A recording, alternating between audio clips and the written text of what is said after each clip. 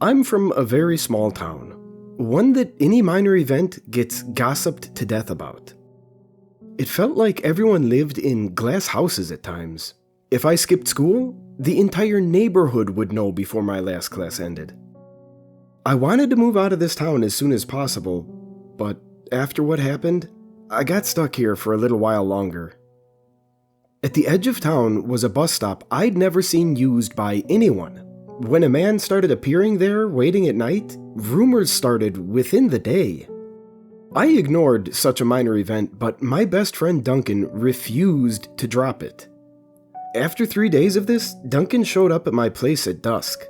That wasn't unusual. We often walked down to the corner store for before-bed snacks. My mom called me down, and I grabbed some change on reflex. I greeted him and told my mother we would be back shortly. Duncan talked about the day on the walk. For some reason, he kept going past the store and towards his house. "Dude, what's up?" I asked him, my head nodding to the small plaza. "You left your bike at my house yesterday. Let's go get it and see the bus stop," he said with no room for disagreements. I still spoke up after a long groan. I knew what he wanted to do. He wanted to see that random guy that showed up at night. From what I've heard, the dude was crazy, and the kids at school called him a really stupid name. "We're not going to see the stupid Bologna Man. Like, who even calls themselves that?" I said with another groan. "It'll be cool. I want to record it and put it on my channel. I'll hit a ton of subs for sure," Duncan said, eyes bright. He'd recently got into making videos about cryptids and other urban legends. Our local legend was a guy standing at a bus stop dressed in clothing from the wrong time period. I doubted this would get him any kind of views. If I refused to go, though, Duncan would go on his own. That was dangerous. I didn't want him to get into trouble. For his safety, I relented. Duncan wasn't overly bright. I didn't really like him at times, but I really lacked choices when it came to friends. Looking back on it now, I wish I let him go alone. It wouldn't have changed what happened to him. I sent my mother a text saying I was going to hang out at Duncan's place for a bit. It was a weekend, so she wasn't worried. Then I turned off my phone because I had low battery. I only charged it when I went to bed at night. If I kept it on, it would have died before we reached the bus stop. We took our bikes to ride down to the edge of town. It wasn't very far. The streetlights guided us to our destination, and it felt like the warm late spring breeze on our backs pushed us forward. The ride was nice, despite what we were heading off to do. Duncan got to the bus stop first. It was just a bench on the side of the road with a faded sign. A trail led off into the forest which I'd never taken, and I didn't know where it led. A man sat in the dark. A streetlight on the other side of the road was the only source of light. He didn't look over towards us. Duncan jumped off his bike, letting it fall to the side. I treated mine better and leaned it on the kickstand. I stopped behind Duncan, hoping he got the shots he wanted so we could just leave. "Hey, Bologna Man," Duncan said in an abrasive tone, making me flinch. The man slowly turned his head towards us. We made eye contact, and I felt my heart skip a few beats. He was the strangest person I've ever seen. He wore a very large-brimmed black hat. The brim was a perfect circle around his head. Wavy light gray hair spilled out from under the hat. He wore a dark wool coat even though it was pretty warm out. When Duncan called out again, the man stood to address us. He moved his coat aside to place a hand in a vest pocket. His pinstripe pants were well pressed and matched his waistcoat. I realized he looked much like a wealthy man in the westerns my father liked forcing us to watch on Sundays. Aside from his outdated outfit, his eyes freaked me out. They looked far too light, as if he was wearing light silver contacts. "Now, what are you two boys doing out so late at night?" the stranger asked in a cool voice. He had a hint of a southern drawl. I half expected him to pull out a pocket watch to check the time and tell us to hurry along now. Instead, he just gave a smile that didn't appear as comforting as he thought. "We wanted to see the new weirdo that rolled into town. You know you dress like a dork, right? Duncan mocked. I raised my eyebrow at him. A dork? Why was I friends with this guy? He had his phone out to record the entire interaction. I doubted he would get any good footage due to the low light. The man narrowed his eyes at both of us. He didn't move other than that, but he suddenly felt extremely threatening. I think your mother should review how they raise the pair of you, he commented in a low voice. And I think your mother should lock you up for giving you such a dumb name. I mean, Bologna? What's that all about? Duncan pushed. Hey, dude, this isn't right. We should go, I said, but lacked any confidence in my statement. I reached to take a hold of my friend's arm, but he shrugged me off. The man's face twitched for a second. I really thought he was going to pull out a weapon. Instead, he let out a long sigh to relax. With an over-exaggerated shrug, he slightly turned away from us. I have never had such a thing. Might have been nice to be in the company of a mother, but no such luck on my end. That silly little nickname is something you humans have given me. I do wish it lost favor. However, it doesn't matter. It's just a name, he said, clearly trying to stay calm. This guy was crazy. The outfit should have been a dead giveaway. I wanted to leave, but a small part of me actually wanted Duncan to get the video he wanted. I could see the comments this conversation would get. The idea of the online mockery got the better of me for a second. Do you think he's one of those people who pretends to be a vampire or something like that? I half whispered to Duncan. We both let out a few giggles at the idea.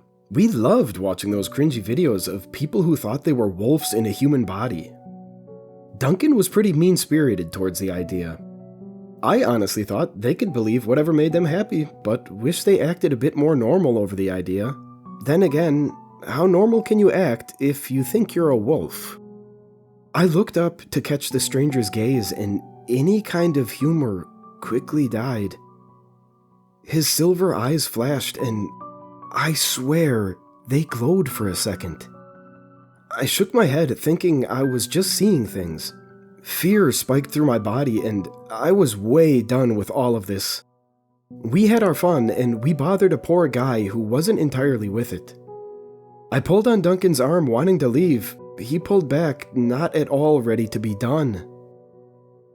You kids should head home before the train arrives, the stranger said, and it almost sounded like a threat. Train? I think your head is full of baloney. This is a bus stop. A dead bus stop. Nothing comes here. You'll be waiting all night for nothing, Duncan said with a smirk on his face. I tugged at his arm again, stress pooling in my stomach. He refused to stop or leave. To him, things were just getting good. I think you'll get hungry staying up all night for a bus that isn't going to show up. I brought you a snack, but it might be cannibalism. I watched in horror as Duncan pulled out a Ziploc bag from his pocket with 2 slices of warm lunch meat.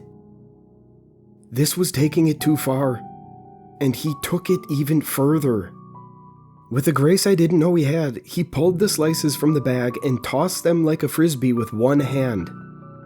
He recorded the round slices flying and landing on the brim of the man's hat. He didn't even move.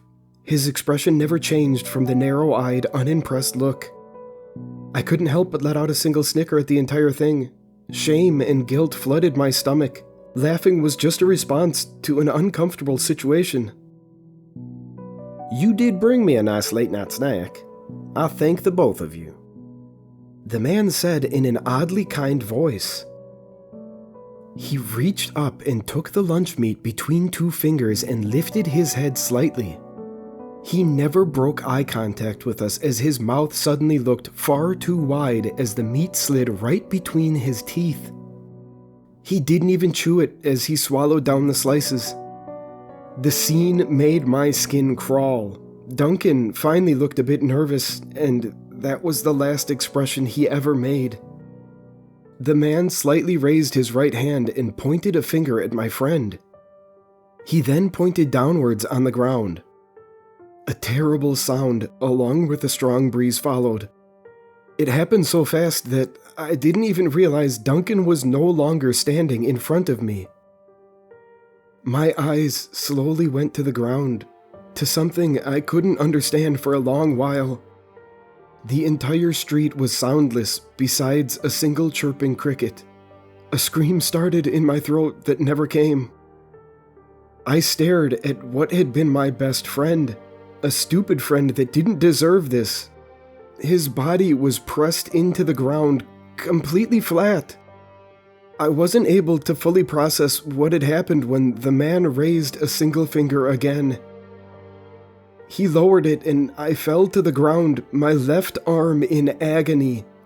I screamed at the sudden pain. Rolling off to the side, I screamed again when my left arm just simply wasn't there. Frantic, I looked, trying to figure out what the hell happened, my shoulder throbbing with pain and so damn hot. A smell came that nearly made me sick when I finally understood what happened. The man took a few careful steps towards me, making me skitter backwards, holding my empty shoulder. Somehow, he was able to force gravity to push down into a certain spot, crushing things as flat as pancakes. But the flesh also got cooked as well as crushed. I sat breathing so hard I thought I might die. My arm pressed into the ground in the same color as the lunch meat Duncan had thrown at the man. I suddenly realized where this monster had gotten his stupid nickname. He got down low and sat on his heels, a wide smile on his face as he looked over at me. His teeth were sharp and inhuman. With 2 fingers, he picked up what had been my arm off the ground. With a few mocking wiggles, he let out a small laugh at my expression. I really don't mind the nickname. After all, we are all just the same. All just meat. Don't you agree? Without breaking eye contact, he leaned back his head and lifted the flat, cooked hunk of flesh over his ever-expanding mouth. Without chewing, he let the entire thing slide between his smiling teeth. A sound started that I didn't realize was myself screaming. Suddenly, a blinding white light covered the area. Another loud sound came, and it took me a few seconds to adjust to the light. My mind didn't want to believe anything I was seeing. The train this man claimed to be arriving on stopped in front of the bus stop. An old-fashioned steam engine sat in the road as if this was normal. Right on time. I think I'll share my snack with my friends on the train.